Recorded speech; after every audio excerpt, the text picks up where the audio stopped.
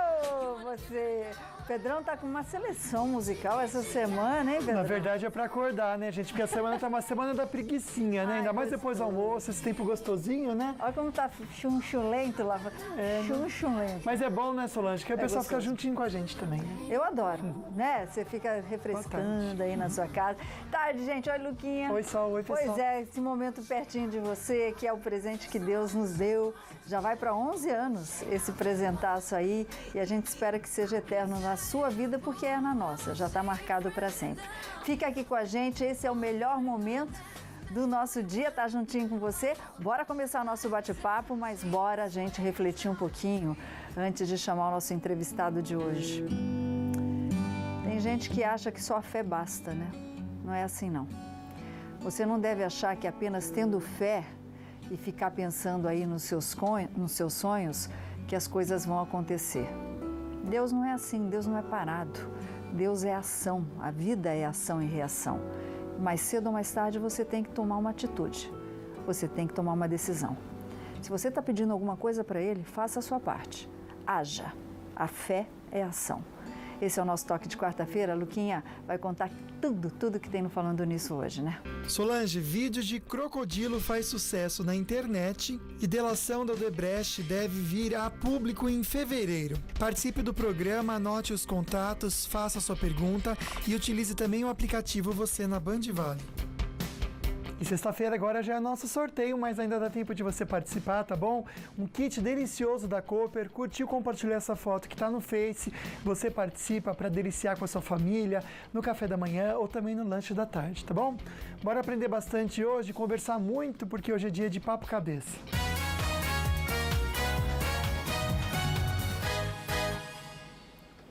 Você que está aí em casa acompanhando a gente, você que está no Facebook, responde rapidinho.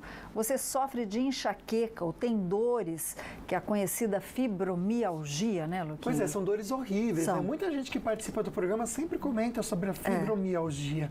E será que o antidepressivo, ele pode até ajudar no tratamento de alguma maneira, Solange? Pois é, como é que ele age, né? Como é que a gente fala, antidepressivo é só para depressão ou para tal da ansiedade. Como é que ele age nesses casos de enxaqueca e de fibromialgia? A gente vai aprender com ele que está aqui, o nosso querido amigo psiquiatra, doutor Davi de Souza Lima. Davi, chega junto, doutor! Obrigada, feliz ano novo, hein? É verdade, também. Né? Valeu. Obrigada, viu, doutor? Está aqui com a gente. O doutor já avisou todo mundo que está no Facebook hoje. Todo mundo acompanhar. Vou avisar o pessoal de Santos também. Avisar a mãe, beijo para a mãe, beijo para todo mundo, cachorro, papagaio. Doutor Davi, muito obrigada pela sua participação hoje aqui. A gente vai tentar ajudar o pessoal que tem enxaqueca e o pessoal que tem fibromialgia, porque muitas vezes as pessoas fazem N tratamentos e não chegam a uma coisa que traga uma certa tranquilidade para ela. Antes da gente entrar nos detalhes desses tratamentos com antidepressivo, tanto a fibromialgia, as dores, quanto a enxaqueca, elas podem ser alguma coisa da nossa cabeça? Então, os quadros dolorosos, né, os mecanismos relacionados à dor, estão muito ligados também a um mecanismo de ação semelhante ao que acontece na depressão e na ansiedade. Então, é justamente por isso que é a primeira questão, né? O antidepressivo faz efeito? Faz. Porque normalmente quando você dá um antidepressivo, você aumenta uma quantidade de alguns neurotransmissores, dentre eles pode ser a serotonina, a adrenalina, a noradrenalina, dentre outros, e isso tem um efeito antidepressivo e ansiolítico, mas tem um efeito também na modulação da dor, diminuindo esses quadros dolorosos. Por isso que o antidepressivo acaba ajudando no tratamento desses quadros também. A gente separou uma arte, daqui a pouquinho a gente vai mostrar para você uma animação de como é que o antidepressivo começa a trabalhar no nosso organismo, né, Luquinha? Um abraço para o Douglas Garcia, de Ilha Bela, que está aqui com a gente conversando. Um beijo. E fazer a pergunta à nossa querida amiga Marta, aqui de São José dos Campos. Ela quer entender um pouquinho sobre esses remédios, quando que eles são recomendados, Solange. Porque no caso dela, ela diz que às vezes se sente muito desanimada e ela confunde o desânimo com uma possível depressão. Como que ela pode entender se o desânimo dela, ela diz que às vezes trabalha o dia inteiro em casa, chega à noite ela não tem vontade de fazer nada, ela fica realmente prostrada, ela diz que não consegue fazer nada, não consigo levantar do sofá. O que ela faz?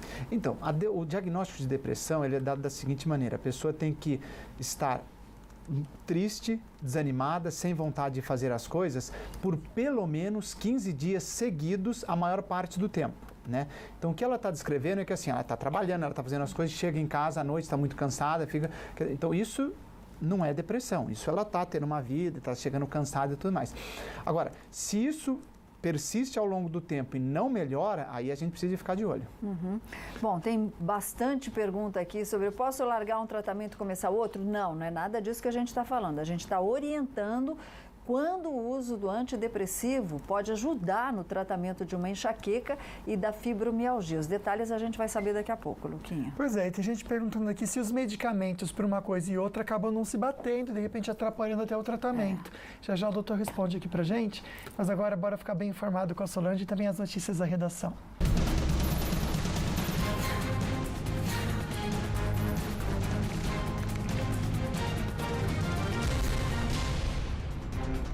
As Forças Armadas poderão fazer operações de segurança em presídios por um período de 1 ano, de acordo com um decreto assinado hoje pelo presidente Michel Temer e publicado, aliás, hoje, no Diário Oficial da União. O governo já havia anunciado que as forças armadas seriam oferecidas aos governos estaduais para entrar nos presídios e fazer as inspeções de rotina. Coordenadas pelo Ministério da Defesa, as Forças Armadas farão inspeções rotineiras nas unidades de detenção estaduais. O anúncio foi feito pelo porta-voz do governo após o presidente Michel Temer se reunir com o núcleo de inteligência dos órgãos federais de segurança. No entanto, o Planalto explica que a presença das Forças Armadas nos presídios precisa ser aceita pelos governadores. Em uma iniciativa inovadora e pioneira, o presidente da República coloca à disposição dos governos estaduais o apoio das Forças Armadas. A reconhecida capacidade operacional de nossos militares é oferecida aos governadores para ações de cooperação específicas em penitenciárias. Essa operação visa restaurar a normalidade e os padrões básicos de segurança dos estabelecimentos carcerários brasileiros. O governo informou também que fará uma nova reforma, a do sistema penitenciário. Para isso será criada uma comissão formada por integrantes dos 3 poderes. Os ministros da Justiça, da Defesa e do Gabinete de Segurança Institucional também voltarão a compor um comitê integrado para a troca de informações, assim como ocorreu nas Olimpíadas. E o presídio de Alcaçuz, que a gente falou ontem, voltou a ter uma nova manifestação, uma nova rebelião aí. Agora eu tenho uma teoria muito particular, viu, Luquinha? A gente está vendo aí a transferência dos líderes de facções para presídios federais. Os presídios federais que estão sendo usados para colocar os presos aí da Operação Lava Jato, presos políticos que estão sendo investigados.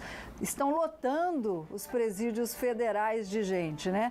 Daqui a pouquinho, como é que vai ficar aí com essa delação que a gente vai ver daqui a pouquinho, que está chegando da Odebrecht? Não vai ter lugar para pôr preso político, não. Nossa, Solange, aí não pode, né, gente? Aí é brincar com a nossa cara mesmo, né, Solange? Daqui a pouco tá tudo Mas lotado. faz todo sentido isso, viu, Solange? Infelizmente faz todo sentido. Bom, chegou o momento de ficar dentro das condições das estradas, por dentro aí do que está acontecendo, com a repórter Daniela Lopes. Boa tarde, Dani. A chuva tem atrapalhado um pouco o motorista. Eu sei que hoje à noite na Tamoios tem movimentação diferente, né, Dani? Olá, Lucas. Muito boa tarde Solange e a todos aí no estúdio. Isso mesmo, Lucas. Na Tamoios, agora, neste momento, o tráfego está tranquilo. Tem alguns pontos com a visibilidade prejudicada, neblina, mas principalmente no trecho de serra, mas não tem nenhum problema de lentidão, de congestionamento, nenhum trecho da Tamoios. Mas, como você disse, tem uma movimentação diferente à noite, viu? Haverá interdição total da via a partir das 11 horas da noite para o lançamento de uma viga na obra de uma passarela que agora está sendo construída no quilômetro 52, que é trecho de Paraibuna.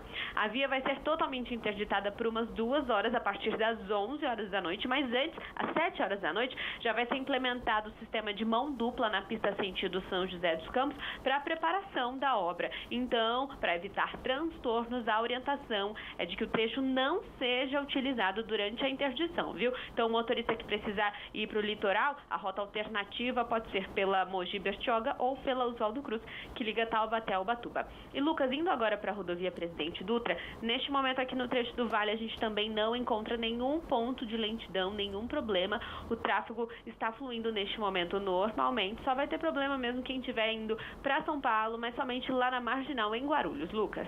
Obrigado, Dani. Excelente tarde para você, Solange. Voltando à minha teoria, Luquinha, que a gente está falando aí da Odebrecht. Boa parte do conteúdo das delações da Odebrecht pode se tornar pública na primeira quinzena já do mês seguinte, do mês que vem, gente. A divulgação dos relatos de 77 delatores ligados à empresa causa apreensão aí nos políticos que devem ser diretamente atingidos pelas investigações. A expectativa de investigadores é de que o ministro do Supremo Tribunal Federal, Teori Zavascki, a pedido do Procurador-Geral da República, o Rodrigo Janot, retire o sigilo da maioria dos cerca de nada mais, nada menos que 900 depoimentos, tão logo as delações sejam homologadas.